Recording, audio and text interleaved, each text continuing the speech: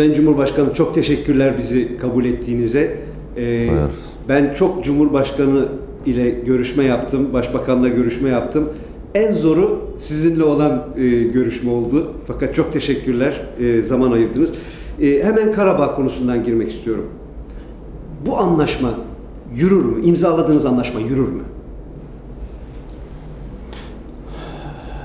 İmzaladığımız anlaşma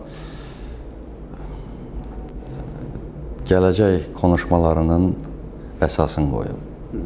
Çox güman ki, bu yaxınlarda, gələn ayın əvvəlində biz iki tərəfli konuşmalara deyək, əsas qoyacağıq və başlayacağıq. Bu başlanacaqdır. Peki bu sizce görüşmelerle Karabağ sorunu çözülebilir mi? Yəqin ki, bu saat dünya miqyasında elə görüşmələrlə belə məsələlər həll olunur. Çünki davayla mümkün olan şey deyil. Siz bilirsiniz ki, son 4 ilə yaxındır ki, biz bu münaqişəni söndürə bilmirik. Hər iki tərəfdən böyük itkilər var və ona görə artıq həm bizim cəmiyyətdə, bizim xalqımızda güman edirəm ki, erməni xalqında da belə bir fikir yaranıb ki, artıq bu danışmaqlarla, görüşlərlə bu məsələnin sonuna gəlməliyik. Ermeniler samimi mi sizce? Barış istemekte, bu sorunu çözmek konusunda samimiler mi? Tam səmimi ola bilməzlər. Çünki bu, mən cəsarət edib bunu deyə bilmərəm. Ancaq indinin özündə, Ermənistanın özündə, həmçinin ölkədə bütövlükdə vəziyyət o qədər gərgindir ki, istər-istəməz bu məqamda, bu devirdə yəqin ki, sülh bərqərar olmalıdır. Peki, Ermeniler sizce barış istiyorlar mı? Bu sorunu halletmek istiyorlar mı? Belə hissiyyat var.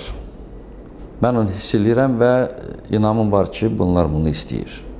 Peki silahlarını bırakacaklar mı mesela? Yəqin ki, biz ona da nail olacağıq. Çünki belə olmayan halda onda bu münaqişə davam edəcək. Peki çözüm ne olur sizce? Yani final çözüm, nihai çözüm nedir? Son nəticə bundan ibarət olmalıdır ki, Dağlıq Qarabağ vilayəti bir vilayət şəklində inzibati bölgü kimi necə 1988-ci illə qədər olub, elə də olacaq. Yəni, orada müəyyən vilayət çərçivəsində hakimiyyət olacaq. Bu hakimiyyət, deməli, vilayəti idarə edəcək. Ancaq tabilikçidə bu olacaq. Bakının tabiliyində, ümumiyyətlə, Azərbaycanın siyasi və iqtisadi aləmində bir tərkib hissəsi kimi. Yani bir yerde sizin söylediğiniz bu Azerbaycan'ın bir iç işidir.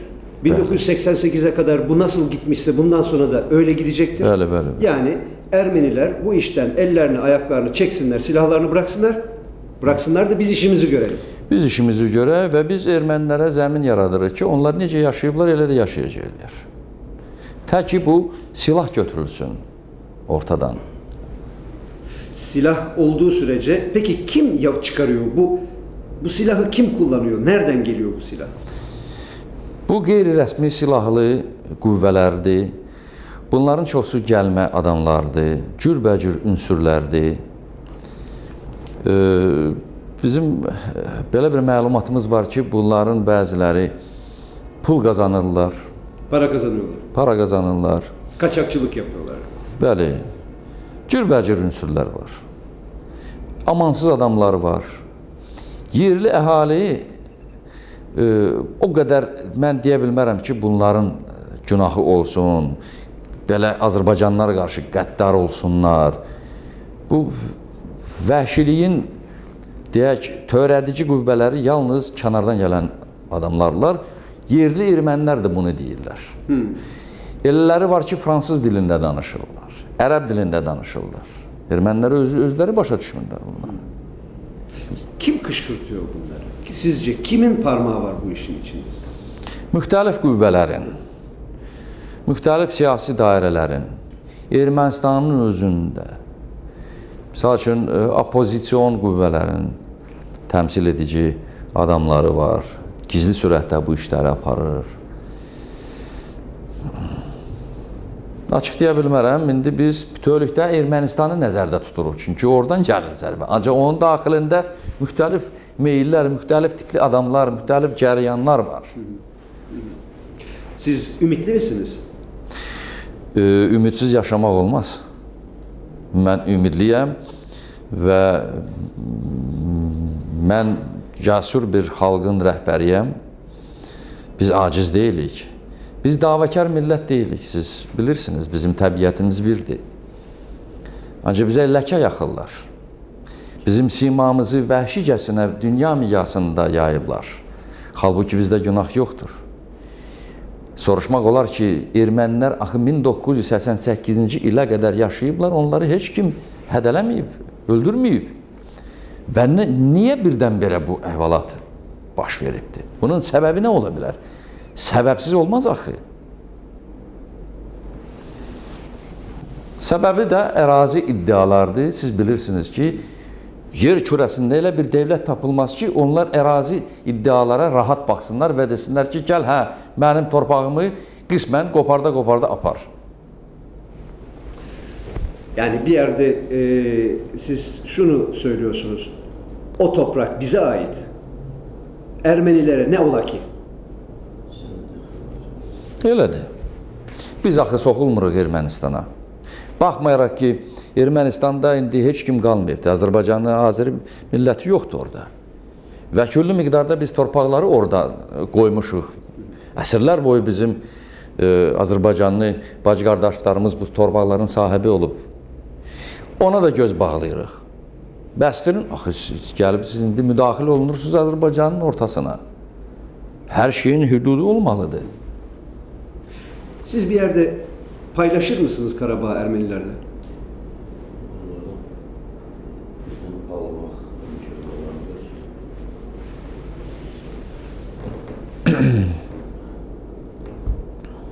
Xeyr, elə yəni Qarabağ məsələsi elə məsələdir ki, bugün də, sabah da, birisi gün də bu qaydada olmalıdır. Bu Azərbaycanın hissəsidir, torpağıdır. İndi millətdən asılı olmayaraq kim yaşayırsa yaşasın. Ancaq biz heç vaxt razılıq verməz. Türkiye ne yapabilir bu konuda size? Türkiyənin elə özünün, Türk devlətinin bizə, Türk xalqının, qonşuluğun özü bizi ruhlandırır. Biz bilirik ki, bizim yaxın millətimiz, qardaş millətimiz var yaxınlıqda.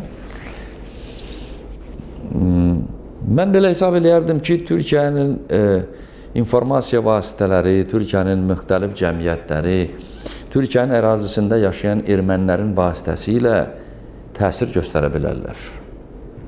İranda ermənilər var, Türkiyədə Ermənistan müstəqillik yolunda, müstəqillik haqqında qərar qəbul edir.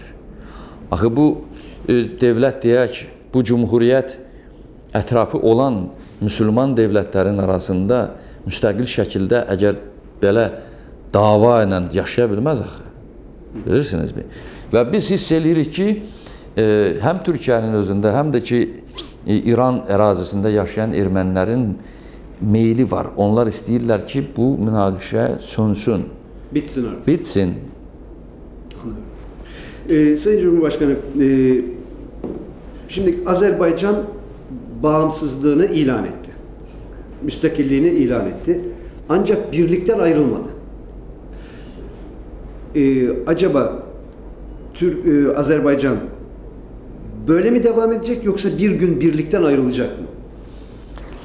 Bilirsiniz, müstəqilliyi elan etməklə birlikdən dərhal çıxmaq bu siyasi nöqteyi nəzərən sadəlövhlük ola bilər. Biz müstəqillik yolunda heç kimdən geri qalmayacağıq. Biz belə fikirdəyik ki, tədricən biz bu məsələləri həll edəcəyik, ölkələrə müraciət edəcəyik. Bu yaxında parlamentdə bu məsələ müzakirə olunacaq. Vaxtilə Azərbaycan Demokratik Cumhuriyyəti 22 devlət tanıyıb, Çox güman ki, biz müraciət eləyəcəyik bu dövlətlərə. O ki, birliyə qaldı. Birlik hal-hazırda, bax, indinin özündə də yalnız iqtisadi birlikdir. Siz bilirsiniz ki, 74 il, 70 ildən çox ittifaq, müttəfiq cumhuriyyətlər bir-birinə sıx əlaqəli iqtisadi şəkildə inkişaf tapıblar. Bu əlaqələri birdən-birə qırmaq mümkündür, bu fəlakətə gətirə bilər. Ona görə biz iqtisadi əlaqələrinin tərəfdarıyıq. Siyasi nöqteyi nəzərdən biz konfederativ şəkildə daxil olmuruq. Konfederativ, yəni tam müstəqilliyimiz var. Müstəqilliyin rəmzləri var, atributları var, vasitələri var, amilləri var. Biz bunların heç birindən imtina eləmirik.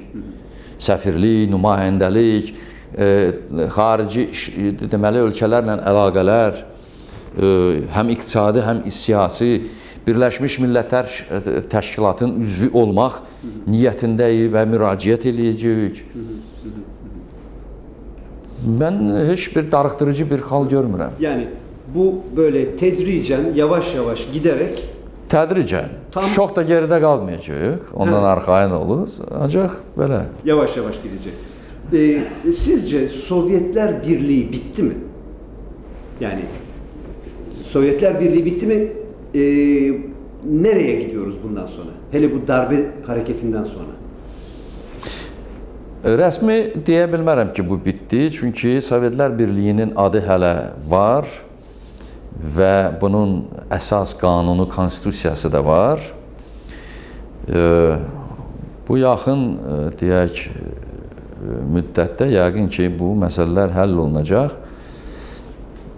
Lakin faktiki olaraq real şəkildə birlik yoxdur. Birlik yoxdur. Zaten yoktu diyorsunuz. Bəli. İndi bunun adı necə olacaq, nə cür olacaq, bu sual işarəsindədir. Darıxdırıcı bir hal odur ki, xalqın yaşayış səviyyəsi, güzaranı düşür aşağı.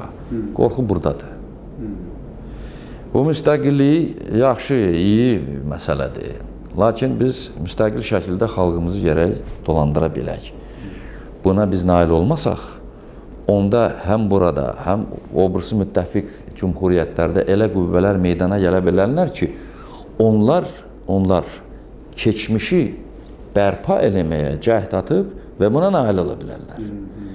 Ona görə biz həmişə deyirik ki, biz iqtisadi əlaqələrə çox diqqətlə yanaşmalıyıq. Biz iqtisadi potensialımızı daha da inkişaf elətdirməliyik, xarici ölkələrlə əlaqə yaratmalıyıq ki, bizim müstəqilliyimizi xalq hiss etsin. Peki, şimdi bazı cumhuriyetlerde bir korku başladı. Rus milliyetçiliği korkusu. Sizi rahatsız ediyor mu? Rus Cumhuriyeti Federasyonu'nun Yeltsin'in başında olduğu federasyon bir büyüklük şeyine girdi. Biz güçlüyüz, biz en güçlüsüyüz demeye başladılar. Bu sizi rahatsız ediyor mu? Xeyr. Heç kimi də bu razı edə bilməz. Əksinə bu bizi narahat edir. Çünki bu bizim qonşumuzdur. Böyük qonşudur. Əgər orada elə bir fikirlər, iddialar varsa, ona şübhəsiz ki, təhlükə yarada bilər bizim üçün. Və Rusiyanın rəhbərlərinin belə əsassız, deyək, sözləri, ifadələri müttəfiq respublikalara gedib çatdı dərhal. Ukrayna, Belarusiya, Azərbaycanın özünə və bu respublikalarda, deyək ki, cumhuriyyətlərdə, parlamentdə müstəqillik haqqında qərarlar dalbadal qəbul olundu. Həmən şey yap. Bəli, indi isə bunlar təsvişə düşüblər, başa düşüblər ki, nahaq yerə deyiblər bunu. Halk cephesiyle ilişkilerinizde. Halk cephesi, siz seçimleri kazandınız ama halk cephesi diyor ki, hayır seçimlere diyor, hile girdi diyor. Mən heyfslənirəm ki, halk cəbhəsində 1-2-3 nəfər rəşadətli bir adam tapılmadı ki, mənlə rəqabətə deməli girişib, xalqın münasibətini qazana bilsin. Və mən əsli mənada, mən həyəcan keçirirəm, mən heç istəməzdim ki, Xalq Cəbhəsi bu seçkilərdə iştirak eləməsin. Çünki buna əsas yoxdur. Əgər bu siyasi nöqteyi nəzərən nə isə bu hərəkətdir, siyasi oyundursa, onda belə bir vacib məsələlərdə belə oyun eləmək olmaz. Biz Azərbaycan xalqı, Azərbaycan dövləti, bəşəriyyətdə özümüzü demokratik bir dövlət kimi təmsil eləməliyik. Çünki bundan çox şey asılı olacaq. Lakin Xalq Cəbhəsinin hərəkəti bizim demokratiyaya əlavə bir zərbə oldu. Yəni, alternativ şəkil, qeyri-alternativ olmayan bir vəziyyətdə prezident seçkiləri seçildi. Axı, bu belə deyil. Biz hər cür danışırdıq Xalq Cəbhəsi ilə. Seçki dairələrə, seçki komissiyalara, kimi istəyirsiniz, təmsil eləyiz, göndəriniz, müşahidçi olsun, hardan istəyirsiniz. Lakin bunlar bu qərarı çıxartdılar və bununla da əfslər olsun ki, mən tək qaldım. Ancaq mən tək qalmaq istəmirdim. Mən tək qalmaq niyyətində olsaydım, mənim hələ 4 ilim var idi. Ya 4 ildə... 4 ildə mənim prezidentim, məni heç kim darıxdırmırdı, tələsdirmərdi. Bu addıma mən özüm könüllü getdim, çünki əsli demokratik, xalq, birbaşa xalq seçkiləri ilə prezidentin nüfusu ümumdünya miqyasında daha fazla, daha yüksək olaydı. Mən xalqıma xidmət etməkdən buna deməli addım qoydum. Ancaq əfslər olsun ki, mənə başa düşən olmadı. Yeniden seçim var mı yakında? Buralarda? Evet. Da seçkilərdən doymuşuq biz. İndi işləmək lazımdır. Zəhmət çəkmək lazımdır. Seçki hələ ki bizim belə bir fikrimiz yoxdur. Cürbəcür cəmiyyətdə sözlər var, təkliflər var. Parlamentə söhbət gedir parlamentdən. Ancaq mən belə hesab edirəm ki, buna hələ ki o qədər də əsas yoxdur. Parlamentin keyfiyyət, tərkib hissəsini biz tədricən dəyişəcəyik. Biz milli dövlət idarə etmə sistemini təkmilləşdirəcəyik. İnzibati deməli bölgələrə baxacağıq. Bələdiyyə rəisləri olacaqdır, valilər olacaqdır, bəli. Yeni qurumlar olacaqdır. Dövlət şurası yaratmaq fikrindəyik. Dövlət şurasında bütün qüvvələr özlərini təmsil eləyə biləcəkləri, müxtəlif deyək partiyaların nümayəndələri, parlamentin deməli fəal işçiləri. Mən belə hesab edirəm ki, Azərbaycan üçün bu ən səmərəli yol ola bilər. Əgər xalq tələb eləsə, biz seçkiləri keçirdərik, burada bir qorxu yoxdur. Sayın Cumhurbaşkanı, çok teşekkürler. Çox məmnunum, çox sağ olasın.